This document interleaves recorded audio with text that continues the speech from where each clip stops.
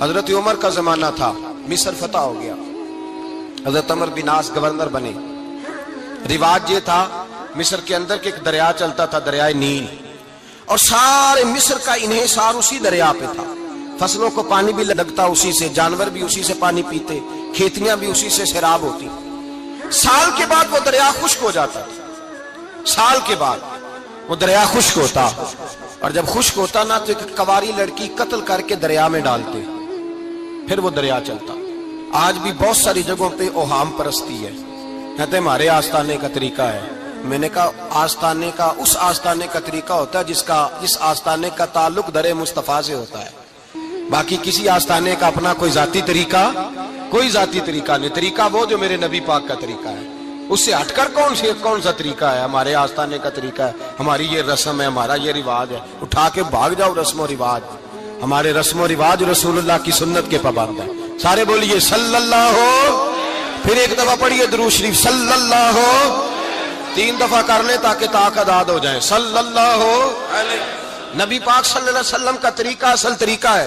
حضرت عمر فاروق کو جناب عمر بن عاص، اور کہتے ہیں کہ پکا طریقہ یہ تھا کہ جب تک لڑکی قتل کر کے ڈالتے نہیں تھے دریا چلتا نہیں تھا۔ حضرت عمر کو خط لکھا کہ حضور یہ معاملہ ہے، اور لوگ مجھے یہی کہتے ہیں، میں نے لوگوں کو سمجھایا ہے کہ اسلام ظلم کا حکم نہیں دیتا، ظلم کی اجازت نہیں دیتا، کیسے لڑکی قتل کی جائے؟ اب آپ بتائیں کیا کرنا ہے؟ حضرت عمر ایمان، یقین، استقامت، پہاڑ ہے یہ لوگ۔ حضرت عمر نے 2 خط لکھے، ایک حضرت عمر بن عاص کے نام، دوسرا دریائے نیل کے نام۔ 2 خط لکھے، ایک خط لکھا دریا کے نام، ایک خط لکھا عمر بن عاص گورنر کے نام۔ گورنر کے نام خط لکھا تو فرمایا جتنے یہودی ہیں، عیسائی ہیں، کمزور ایمان والے، سب کو دریائے نیل پہ لے جا، اور میرا یہ دوسرا خط دریا میں ڈال دے اور سب کے سامنے ڈال دے۔ کہتے ہیں یہ خط پڑھنا چاہے تو تجھے اجازت بھی ہے، سنیے اور سر دھنیے اور سوچئے کہ اصل کمزوری کہاں آئی ہے۔ رمضان کے سب سے پہلے جمعے میں سب سے اہم موضوع چھیڑا ہے، کمزوری اور نقص واقعہ کہاں ہوا ہے۔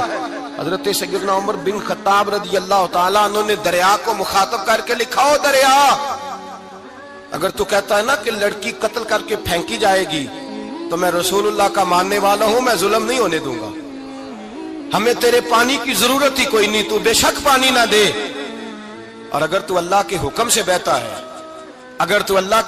بہتا ہے تو پھر اللہ کا بندہ اور مصطفیٰ کا غلام عمر تجھے حکم دیتا ہے کہ فوراً بہنا شروع کر دے، فوراً منٹ نہ لگانا۔